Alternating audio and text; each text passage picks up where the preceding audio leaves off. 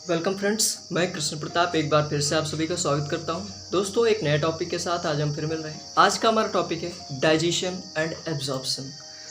तो digestion and absorption के बारे में आज हम लोग कंप्लीट स्टडी करेंगे। दोस्तों, जो भी फूड मटेरियल हम लेते हैं उसमें बेसिकली 3 चीज़ें होती हैं। पहला कार्बोहाइड्रेट, दूसरा फैट और तीसरा प्रोटीन। इन 3 चीज़ों के अलावा हमारी फूड मटेरियल में कोई भी चौथी चीज़ नहीं पाई जाती है, चाहे फूड कैसा भी हो। तो ये 3 अलग अलग चीज़ें हैं। चाहे तो हम इसका जो डाइजेशन का प्रोसेस है उसे एक साथ भी स्टडी कर सकते हैं, लेकिन अगर डीपली हम जाना चाहते हैं तो सेपरेटली हमें 1 बाय 1 कार्बोहाइड्रेट को अलग, फैट को अलग और प्रोटीन को अलग स्टडी करना होगा। तो हम लोग 1 बाय 1 अलग अलग स्टडी करेंगे। पहले हम लोग कार्बोहाइड्रेट का स्टडी करेंगे आज, फिर नेक्स्ट वीडियो में हम फैट और प्रोटीन का भी स्टडी करेंगे। तो सबसे पहले हम लोग आज कार्बोहाइड्रेट के बारे में जानेंगे और उसका डाइजेशन और एब्जॉर्प्शन कैसे होता है ये भी डिस्कस करेंगे। तो सबसे पहले जानते हैं डाइजेशन होता क्या है।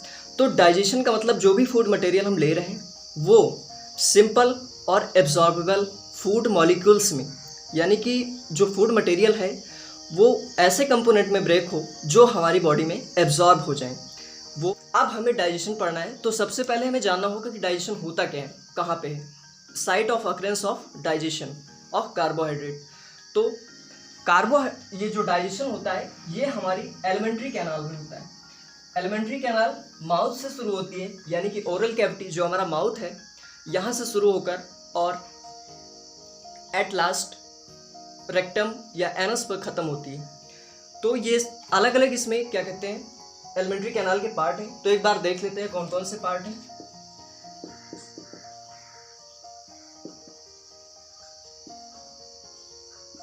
एलिमेंट्री कैनाल, अगर इसका एक सीरियल से हम लोग देखेंगे तो इजी होगा याद करने में भी। सबसे पहला देखा जाए एलिमेंट्री कैनाल में तो माउथ है, माउथ। उसके बाद माउथ से आगे चलें, ये माउथ को ओरल कैविटी भी कहा जाता है। नेक्स्ट पार्ट जो है वो ट्यूबुलर स्ट्रक्चर है, पाइप लाइक स्ट्रक्चर है, उसे हम कहते हैं इसोफेगस। इसोफेगस के बाद सैक लाइक स्ट्रक्चर है, एक बैग लाइक स्ट्रक्चर है, उसे हम कहते हैं स्टमक। स्टमक के बाद नेक्स्ट जो पार्ट है वो है स्मॉल इंटेस्टाइन।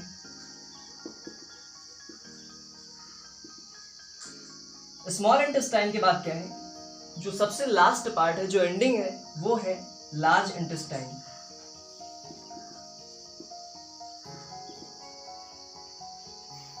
स्टमक जो है 3 पार्ट में डिवाइड है,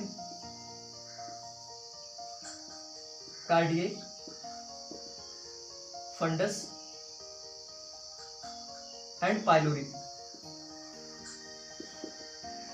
इसमें जो फर्स्ट पार्ट है वो सबसे पहला जो पार्ट है कार्डिएक है, फिर है फंडस और फिर पाइलोरी। स्मॉल इंटेस्टाइन में भी कितने पार्ट हैं, 3 पार्ट हैं, डुओडेनम, जेजुनम एंड इलियम। अगर लार्ज इंटेस्टाइन का देखा जाए तो इसमें भी 3 पार्ट हैं, सीकम, कॉलॉन एंड रेक्टम। ये हो गया एलिमेंट्री कैनाल के डिफरेंट पार्ट, और उनमें डिफरेंट पार्ट में भी जो पार्ट्स हैं, सब पार्ट हैं, उनको हमने देखा। तो स्टमक में भी फर्दर डिवीजन है पार्ट्स का। पहला है cardiac, fundus and pylori. Small intestine duodenum, jejunum and ileum. Large intestine caecum, colon and rectum. तो ये हो गया हमारा एलिमेंट्री कैनाल का पार्ट। अब यहाँ पे जो कार्बोहाइड्रेट का डाइजेशन होता है वो माउथ में होता है। इसोफेगस में जो डाइजेशन जो होता है वो 2 टाइप का होता है, एक केमिकल डाइजेशन और एक फिजिकल। फिजिकल का जो हम मैकेनिकल मैस्टिकेटिंग करते हैं, जैसे हम जो खाना चबाते हैं, चिविंग करते हैं जो फूड की, वो होता है फिजिकल या मैकेनिकल डाइजेशन। उसके बाद अगर केमिकल डाइजेशन की बात की जाए तो जितने भी एंजाइम एक्ट करती हैं फूड के ऊपर वो होता है केमिकल डाइजेशन, यानी कि जो फूड केमिकली डाइजेस्ट हो रहा है by the help of enzyme, तो वो होता है केमिकल डाइजेशन। तो माउथ में क्या होता है, फिजिकल और केमिकल डाइजेशन दोनों होता है। अगर कार्बोहाइड्रेट की बात की जाए तो फैट और प्रोटीन का यहाँ पे कोई भी केमिकल डाइजेशन नहीं होता है, यहाँ पे सिर्फ अगर फैट और प्रोटीन की बात की जाए तो यहाँ पे सिर्फ फिजिकल या मैकेनिकल डाइजेशन होता है, लेकिन कार्बोहाइड्रेट यहाँ पे फिजिकली और केमिकली दोनों डाइजेस्ट होता है। इसोफेगस में there is no chemical digestion, यहाँ पे केवल चाहे कैसा भी फूड मटेरियल हो, यहाँ पे केवल फिजिकल डाइजेशन होगा। स्टमक, स्मॉल इंटेस्टाइन और लार्ज इंटेस्टाइन में यहाँ पे केमिकल डाइजेशन होता है, यानी कि एंजाइम एक्ट करती हैं जो भी फूड मटेरियल है, फैट, कार्बोहाइड्रेट, प्रोटीन, तो उनकी हेल्प से यहाँ पे डाइजेशन होता है। इसोफेगस में कैसे मैकेनिकल या फिजिकल डाइजेशन होता है? हमारी इंटेस्टाइन या एलिमेंट्री कैनाल की वॉल जो है, इसमें सर्कुलर और लॉन्गिट्यूडनल मसल्स पाई जाती हैं, जिनमें कॉन्टिन्यू कॉन्ट्रैक्शन एंड रिलैक्सेशन हुआ करता है। तो इसकी वजह से जैसे आप लोग अर्थवॉर्म को कभी चलते हुए देखे होंगे, तो जैसा मूवमेंट होता है पहले वो पूरा कॉम्पैक्ट होके बिल्कुल थोड़ा सा रह जाता है, उसके बाद क्या करता है वो काफ़ी बड़ा हो जाता है, इलॉन्गेट हो जाता है, फिर छोटा होता है, फिर बड़ा होता है, ऐसे ही उसकी बॉडी में मूवमेंट होता है, वो आगे बढ़ पाता है। वैसा ही यहाँ भी मूवमेंट होता है हमारी एलिमेंट्री कैनाल की वॉल में, या फिर इसोफेगस में अगर पर्टिकुलरली कहें तो इसोफेगस की वॉल में, और उस मूवमेंट को कहते हैं पेरिस्टाल्टिक मूवमेंट। पेरिस्टाल्टिक मूवमेंट होता है यहाँ पे, जिसकी वजह से फूड एक तो आगे बढ़ता है, ऐसे ही फिर भले ही पाइपलाइन का स्ट्रक्चर है, लेकिन यहाँ ऐसा नहीं है कि फूड हमने मुंह में डाला और सीधा पेट में पहुँच गया। यहाँ पे प्रेशर लगता है, मस्कुलर मूवमेंट होता है, जिसकी वजह से फूड जो है वो हमारे माउथ से स्टमक तक पहुँचता है और फाइनली हमारे बॉडी से एक्सक्रीट आउट होता है। वो पेरिस्टाल्टिक मूवमेंट की वजह से ही होता है। एक तो फूड को आगे बढ़ाने में हेल्प करता है पेरिस्टाल्टिक मूवमेंट, और दूसरा वो फूड का फिजिकल डाइजेशन करता है, यानी कि उसे मैस्टिकेट करता है। तो फूड जो होता है वो हमारे माउथ से जब चलता है आगे, तो बोलस के फॉर्म में होता है, स्मॉल बॉल्स के टाइप में होता है। तो वो बोलस क्या होती हैं, जब पेरिस्टाल्टिक मूवमेंट होता है तो उस बोलस में भी जो फूड मटेरियल है बोलस के फॉर्म में, वो मैस्टिकेट होता है और आगे बढ़ता है और स्टमक में फाइनली पहुंच जाता है। स्टमक में क्या होता है, यहाँ पे सिर्फ केमिकल डाइजेशन होता है, यानी कि यहाँ पे जो एंजाइम्स होंगी वही एक्ट करेंगी। अब आगे बढ़ते हैं हम लोग। अब एक बार हम लोग एंजाइम्स के बारे में देख लेते हैं, और एंजाइम्स से पहले हमें जहाँ से सिक्रेट होती हैं उन पार्ट्स को, यानी कि ग्लैंड्स को देखना होगा। तो देख लेते हैं एक बार ग्लैंड कौन कौन सी हैं जो कार्बोहाइड्रेट के या फिर जो भी फूड मटेरियल हम ले रहे हैं उसके डाइजेशन में कौन कौन सी ग्लैंड है जो हेल्प कर रही हैं।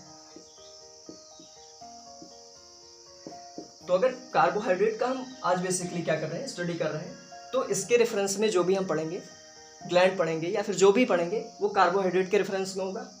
तो ग्लैंड्स में अगर देखा जाए तो सबसे पहले ग्लैंड जो है हमारे माउथ में, सैलिवरी ग्लैंड।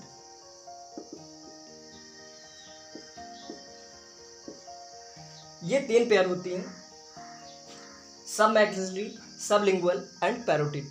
ये तीन क्या है, सैलिवरी ग्लैंड है। ये पेयर में होती हैं, दो पेयर होती हैं, सब मैक्सिलरी, सबलिंगुअल एंड पैरोटिड। ये 3 टाइप की क्या है, सैलिवरी ग्लैंड है, और टोटल हो गई 6 ग्लैंड, ये 3 पेयर। उसके बाद अगर आगे आए तो अब इसोफेगस में कोई भी ग्लैंड नहीं पाई जाती है। माउथ हो गया, माउथ से नेक्स्ट पार्ट जो है इसोफेगस है, इसोफेगस में कोई भी ग्लैंड नहीं पाई जाती है। उसके बाद आए हम स्टमक में, तो स्टमक में क्या होती है, गैस्ट्रिक ग्लैंड्स होती हैं, कई सारी ग्लैंड। दोस्तों गैस्ट्रिक वर्ड जहाँ भी आए वो आप समझ जाइए, बायोलॉजी में गैस्ट्रिक वर्ड जहाँ भी आए, कहीं भी आए, आप समझ जाइए कि वो कहाँ से रिलेट कर रहा है, स्टमक से रिलेट कर रहा है।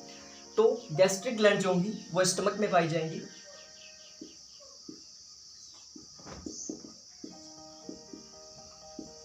अब ये ग्रुप ऑफ वर्ड है, ये एक कॉमन वर्ड है, यानी कि गैस्ट्रिक ग्लैंड, स्टमक में पाई जाने वाली ग्लैंड। अब कौन कौन सी हैं उन्हें भी देख लेते हैं हम। ये जो भी गैस्ट्रिक ग्लैंड है ये यूनिसेलुलर ग्लैंड है, और ये दूसरी बात ये है कैसी, एक्सोक्राइन ग्लैंड है। जो भी इसमें एंजाइम सिक्रेट करने वाली ग्लैंड होती हैं उन्हें हम एक्सोक्राइन ग्लैंड कहते हैं, और जो हार्मोन सिक्रेट करती हैं जो ग्लैंड, उन्हें हम एंडोक्राइन ग्लैंड कहते हैं। और एक ग्लैंड ऐसी है जो हार्मोन भी सिक्रेट करती है और एंजाइम भी सिक्रेट करती है, उसे हम कहते हैं हेट्रोक्राइन या फिर मिक्स्ड ग्लैंड, और वो है पैनक्रियास। पैनक्रियास के बारे में हम पढ़ेंगे। तो गैस्ट्रिक ग्लैंड जो है वो ये एक ग्रुप ऑफ ग्लैंड है, इनमें कई सारी ग्लैंड है, ये कॉमन वर्ड है। पहली ग्लैंड है इसमें, ये सारी यूनिसेलुलर ग्लैंड है, ये बात ध्यान रखिएगा। एक सेल है, एक ही सेल है जो क्या कर रहा है, एंजाइम सिक्रेट कर रहा है, या जो भी मटेरियल है वो सिक्रेट कर रहा है। पहला है गॉबलेट सेल्स, गॉबलेट सेल क्या सिक्रेट करती है? म्यूकस सिक्रेट करती है। उसके बाद ऑक्जेंटिक सेल, ऑक्जेंटिक सेल क्या सिक्रेट करती है? HCl सिक्रेट करती है। और तीसरी है पेप्टिक सेल।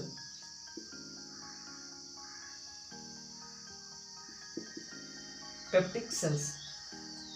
तो ये 3 तरह की ग्लैंड हो गई, ये यूनिसेलुलर ग्लैंड है सारी। तो गॉबलेट सेल क्या सिक्रेट करती है?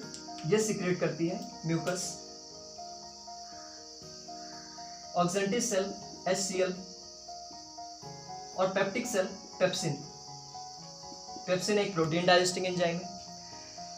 हमारे स्टमक में जो HCl सिक्रेट होता है, जो ऑक्जेंटिक सेल्स के द्वारा सिक्रेट किया जाता है, ये HCl का जो pH होता है, ये होता है लगभग 1 to 3 pH और it have the capability to dilute a iron nail.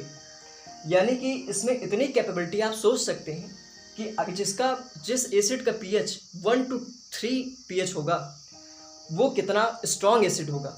HCl वैसे भी इतना स्ट्रॉन्ग एसिड है और इसका pH बहुत ही कम है, यानी कि 1 to 3 pH है। तो कितना स्ट्रॉन्ग एसिड है ये, और फिर भी हमारी बॉडी क्या है, यहाँ पे बिल्कुल सेफ है, कोई भी प्रॉब्लम नहीं होती। उसके लिए क्या होता है कि ये म्यूकस की जो लाइनिंग है म्यूकोसा में, जो क्या कहते हैं एलिमेंट्री कैनाल का सबसे इनर पार्ट है, उसे म्यूकोसा कहा जाता है। एलिमेंट्री कैनाल में 4 पार्ट होते हैं। तो म्यूकोसा में क्या होती है, म्यूकस की कवरिंग होती है, वही प्रोटेक्ट रखती है इस HCl से। अगर कोई ज़्यादा स्पाइसी फूड खाता है तो क्या होता है, म्यूकस जो होता है स्टमक का, वो डिप्लीट होने लगता है धीरे धीरे, और जो HCl सिक्रेट हो रहा है ऑक्जेंटिक सेल से, वो डायरेक्ट सेल के कांटेक्ट में आता है, और वहीं क्या होता है, अल्सर का फॉर्मेशन होता है, जिसे हम कहते हैं पेप्टिक अल्सर। तो पेप्टिक अल्सर हमारे स्टमक में होता है, और ज़्यादा स्पाइसी फूड खाने की वजह से और म्यूकस की लेयर डिप्लीट होने की वजह से स्टमक में क्या होता है, अल्सर एक डिसीज़ है, ये डिसीज़ कॉज होती है। तो HCl हमने ये देखा कि ये 3 ग्लैंड जो हैं वो हमारे स्टमक में पाई जाती हैं। उसके बाद जो चौथी ग्लैंड है, यानी कि तीसरी ग्लैंड जो है, वो है पैनक्रियास। उसके बाद इंटेस्टाइनल ग्लैंड भी क्या है, ये कैसी हैं, ये भी यूनिसेलुलर है। Intestinal gland. दोस्तों ग्लैंड तो और भी हैं, और भी कई सारी एंजाइम हैं जो ग्लैंड से सिक्रेट होने वाली हैं, लेकिन कार्बोहाइड्रेट के डाइजेशन में सिर्फ इतनी ही एंजाइम क्या कर रही हैं, इतने ही ग्लैंड हमारे हेल्पफुल हैं जो कार्बोहाइड्रेट के डाइजेशन के लिए हैं। तो सैलिवरी ग्लैंड क्या सिक्रेट करती है, सैलिवरी एमाइलेज। सैलिवरी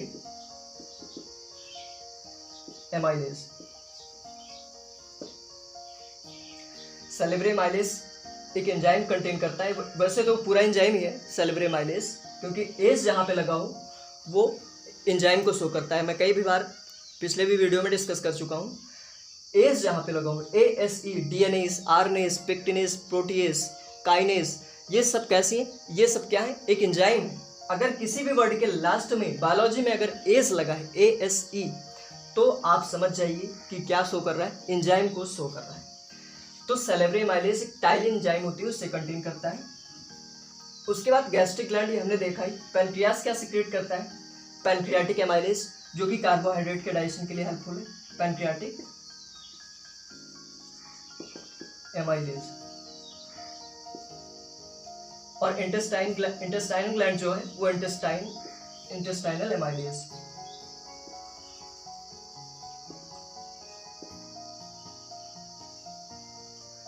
तो ये हो गई हमारी ग्लैंड और उनसे सिक्रेट होने वाले हार्मोन, जो क्या करते हैं, कार्बोहाइड्रेट के डाइजेशन में हेल्पफुल है या हेल्प करते हैं।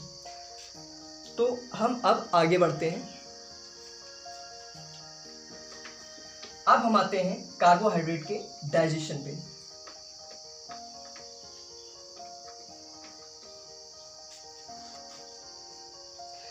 तो एक बार फिर से हम लोग देख लेते हैं कंपोनेंट ऑफ कार्बोहाइड्रेट, जैसा भी पहले भी हम लोग देख चुके हैं।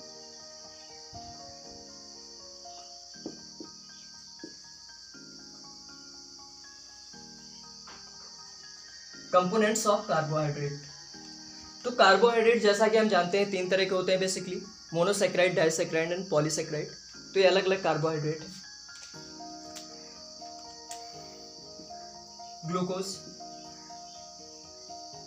गैलेक्टोज, फ्रुक्टोज, लैक्टोज, माल्टोज,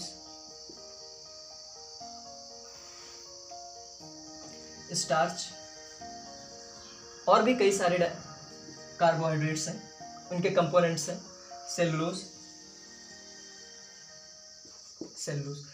ये इतने मैं लिख रहा हूँ, बाकी और कई सारे कार्बोहाइड्रेट के कंपोनेंट्स हैं। तो ये कैसे हैं? ये सब कुछ यहाँ पे मोनोसैक्राइड है, जैसे मोनोसैक्राइड है। लैक्टोज क्या है? डाइसैक्राइड है। माल्टोज भी डाइसैक्राइड है। स्टार्च क्या है? ये एक पॉलीसैक्राइड है। सेलुलोज भी पॉलीसैक्राइड है। यहाँ पे जितने भी मैंने ये कार्बोहाइड्रेट लिखे हैं, यहाँ पे स्टार्च, ग्लूकोज से लेकर स्टार्च तक जितने भी ये हैं, ये तो हमारी बॉडी में अगर हमारी डाइट में ये कंपोनेंट प्रेजेंट है कार्बोहाइड्रेट के, तब तो ये डाइजेस्ट हो जाएंगे। अगर ग्लूकोज है तो सिंपल एब्जॉर्प्शन हो जाएगा, इसका कोई भी डाइजेशन उसमें नहीं होना है। लेकिन और भी जितने हैं इनमें डाइजेशन होना है, ये भी और कोई प्रोसेसिंग होगी तभी ये हमारी बॉडी में एज एनर्जी एब्जॉर्ब होंगी। लेकिन सेलुलोज जो है, इसके डाइजेशन के लिए हमारी बॉडी में कोई भी ऐसा मैकेनिज्म नहीं है जो सेलुलोज को डाइजेस्ट कर सके। लेकिन रूमिनेंट्स जो होते हैं, जो जुगाली करने वाले जानवर होते हैं, उनमें ऐसी एंजाइम पाई जाती है जो कि सेलुलोज को डाइजेस्ट कर जाती है। जब से हम लोगों ने एवोल्यूशनरी पीरियड में, जब से हम लोगों ने क्या किया कि खाना पका कर खाना शुरू कर दिया, तब से क्या हुआ कि सेलुलोज हमारी बॉडी में बहुत कम पहुंचने लगा, और जो पहुंचता है वो भी पहले से डीनेचर्ड हो जाता है। क्योंकि हम जब खाना पकाते हैं तो बहुत ज़्यादा टेम्परेचर होता है खाना पकाते वक्त, तो उसमें क्या होता है, जो भी सेलुलोज होता है वो तो या तो पहले डाइजेस्ट हो जाता है या डीनेचर्ड हो जाता है, और हमारी बॉडी में पहुंचने तक उसका कोई मतलब नहीं रह जाता है। तो उसके लिए तो एवोल्यूशनरी पीरियड में क्या हुआ कि जिन चीज़ों की ज़रूरत नहीं होती वो क्या होती हैं, हमारी बॉडी से बाहर निकल, उनका काम ख़त्म होता जाता है। तो वैसा ही सेलुलोज के साथ भी हुआ। हमारी लार्ज इंटेस्टाइन में एक पार्ट है, वहाँ पे क्या था, वर्मीफॉर्म अपेंडिक्स जिसे कहा जाता है, जो कि अब वेस्टिजियल ऑर्गन है। वर्मीफॉर्म अपेंडिक्स में क्या होता है कि सेलुलोज डाइजेस्टिंग एंजाइम हुआ करती थी, लेकिन अब जब वो पार्ट ही वेस्टिजियल हो गया तो उसमें एंजाइम का तो कोई सवाल ही नहीं है। इसलिए जो भी अगर हम कोई सैलड वगैरह खाते हैं जिसमें सेलुलोज प्रेजेंट है, तो वो सेलुलोज हमारी बॉडी में डाइजेस्ट नहीं होता है। तो इसलिए ये सेलुलोज का डाइजेशन हमारी बॉडी में नहीं होता। और अगर कार्बोहाइड्रेट का और कोई कंपोनेंट है तो हमारी बॉडी में डाइजेस्ट हो जाएगा। तो अब शुरू करते हैं आगे हम लोग डाइजेशन कार्बोहाइड्रेट का। तो कार्बोहाइड्रेट में अगर हम कोई फूड मटेरियल ले रहे हैं, डाइट ले रहे हैं, तो उसमें कार्बोहाइड्रेट तो निश्चित है प्रेजेंट ही होगा, वो कैसा भी फूड मटेरियल हो, कार्बोहाइड्रेट ज़रूर होगा उसमें। तो कार्बोहाइड्रेट का डाइजेशन जो है वो माउथ से ही शुरू हो जाता है। माउथ में क्या होता है, सैलिवरी माइलेज होती है। पहला तो फिजिकल उसका डाइजेशन होता है, मैकेनिकल डाइजेशन होता है। पहले हम फूड को चिविंग करते हैं ताकि वो स्मॉल पार्टिकल्स में ब्रेक हो जाए और ज़्यादा से ज़्यादा एंजाइम उस पर एक्ट करें और फूड ज़्यादा से ज़्यादा डाइजेस्ट हो, और वो जो फूड डाइजेस्ट हो रहा है वो एब्जॉर्बेबल मॉलिक्यूल में कन्वर्ट हो और वो हमारी बॉडी में एब्जॉर्ब हो सके। इसलिए मैकेनिकल डाइजेशन फूड का बहुत ज़रूरी है। इसीलिए कहा जाता है खाने को चबा चबा के खाना चाहिए। तो माउथ में फिजिकल, सबसे पहला तो फिजिकल डाइजेशन हो रहा है, उसके बाद सैलिवरी माइलेज यहाँ पे प्रेजेंट है। और ये जो है वो टोटल कार्बोहाइड्रेट का 40% कार्बोहाइड्रेट का, टोटल कार्बोहाइड्रेट जो भी हमारी डाइट में है उसका 40% जो है वो माउथ में ही डाइजेस्ट हो जाता है। यानी कि इतना बड़ा पार्ट जो है वो माउथ में ही डाइजेस्ट हो जा रहा है। अब ईसोफेगस में इसका कोई भी डाइजेशन नहीं होना है, वहाँ पे सिर्फ मैस्टिकेटिंग होगी फूड का, मैकेनिकल डाइजेशन होगा, लेकिन केमिकल डाइजेशन कोई नहीं होगा। माउथ में क्या है, यहाँ पे सैलिवरी माइलेज भी है और मैकेनिकल डाइजेशन भी हो रहा है, यानी कि यहाँ पे केमिकल और मैकेनिकल दोनों हो रहा है। उसके बाद ये 40% यहाँ पे इसका डाइजेशन हो गया। अब हम लोग स्टमक में पहुँचते हैं इस कार्बोहाइड्रेट को लेकर। एक मान लीजिए कार्बोहाइड्रेट हमने लिया, कार्बोहाइड्रेट में क्या था, स्टार्च एज अ पॉलीसेक्राइड था। मान लीजिए हमने क्या किया कि रोटी खाया, तो उसमें क्या था, स्टार्च है, पॉलीसेक्राइड, तो स्टार्च है। तो स्टार्च क्या होगा, स्टार्च में कौन कौन सी एंजाइम एक्ट करेंगी,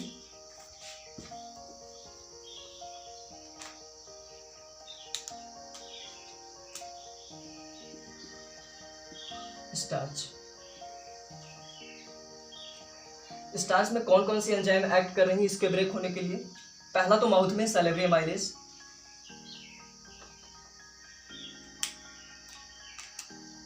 ये सब एंजाइम है, और ये क्या करेगा 40% टोटल कार्बोहाइड्रेट का डाइजेशन करेगा। उसके बाद फूड पहुंचेगा स्टमक में, वहां पे HCl प्रेजेंट है। HCl क्या करेगा 5% टोटल फैट का 5% टोटल फैट का 5% डाइजेशन HCl करेगा। उसके बाद क्या होगा, पैनक्रियाटिक एमाइलेज होगा,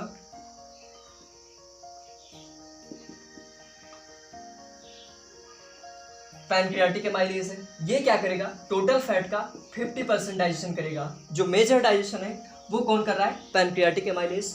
अब उसके बाद क्या हो रहा है कि इंटेस्टाइनल एमाइलेज है,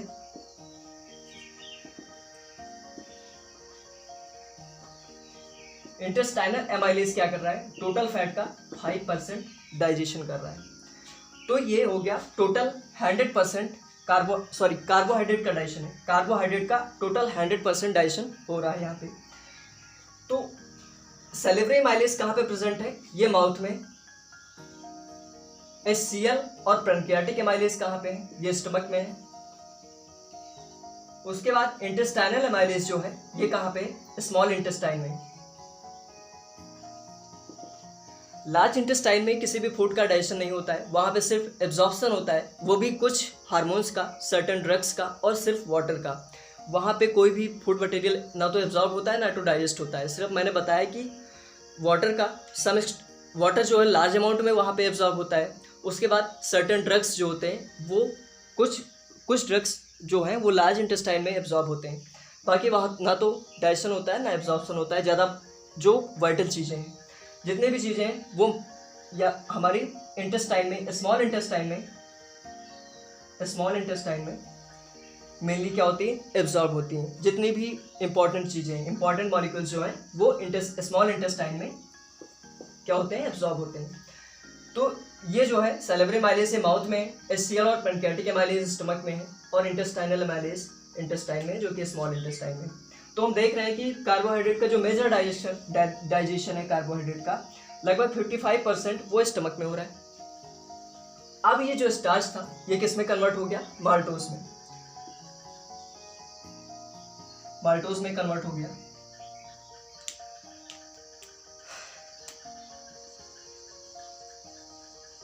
अब कुछ जो बचा वो ये सब एक्सटेंट में क्या हुआ, माल्टोज में कन्वर्ट हो गया। कुछ बचा जो वो कन्वर्ट हो गया लैक्टोज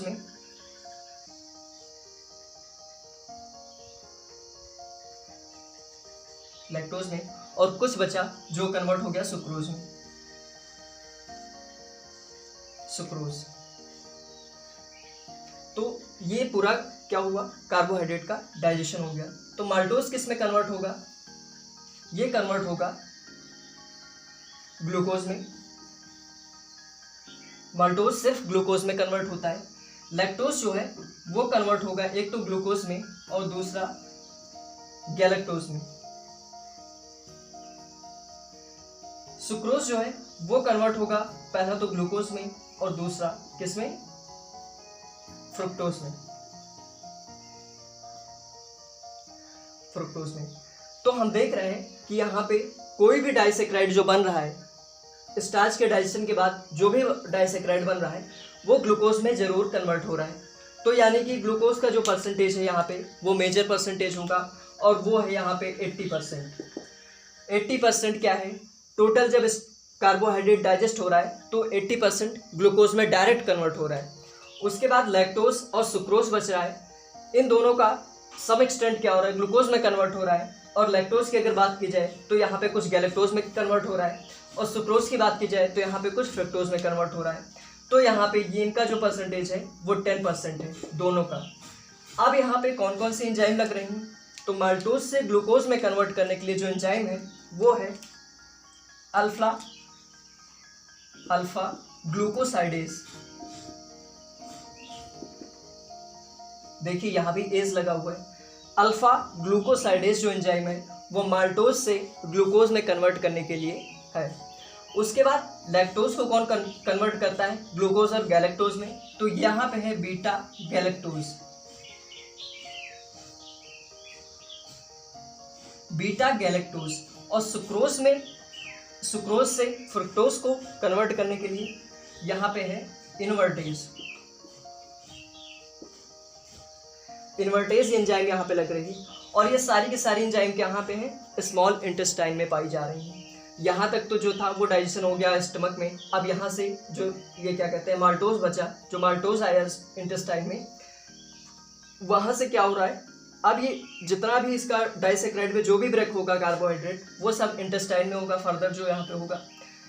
तो लैक्टोज सुक्रोज और माल्टोज में हो रहा है, माल्टोज से ग्लूकोज में कन्वर्ट हो रहा है, लैक्टोज ग्लूकोज और गैलेक्टोज में कन्वर्ट हो रहा है, और सुक्रोज की बात की जाए तो ग्लूकोज और फ्रुक्टोज में कन्वर्ट हो रहा है। ग्लूकोज जो है मेजर क्वांटिटी में है वो है 80%, गैलेक्टोज जो है वो सम एक्सटेंट में है वो है 10%, और फ्रुक्टोज भी कुछ ही अमाउंट में कन्वर्ट हो रहा है जो कि 10% है। तो टोटल यहाँ पे हमने 100% कार्बोहाइड्रेट का डाइजेशन करवा दिया। अब कार्बोहाइड्रेट डाइजेस्ट है, तैयार है एब्जॉर्बेबल मॉलिक्यूल्स में, यानी कि एब्जॉर्ब होने के लिए। अब इसका एब्जॉर्प्शन कैसे होगा, यहाँ तक क्या हुआ कि बहुत ही आसान तरीके से, देखिए कितना आसान तरीका हमने यहाँ पे अपनाया और पूरे के पूरे कार्बोहाइड्रेट को डाइजेस्ट करवा दिया। बिल्कुल एकदम कंसाइज और प्रिसाइज नोट के साथ है। इसे आप चाहे तो वर्ड में भी लिख सकते हैं, मैंने तो सिर्फ यहाँ पे एक ब्लूप्रिंट बनाया है जिसका कार्बोहाइड्रेट, ताकि आप लोग आसानी से समझ जाएं। अब आगे यहाँ पे क्या होता है कि कार्बोहाइड्रेट डाइजेस्ट हो गया, अब तैयार है एब्जॉर्ब होने के लिए।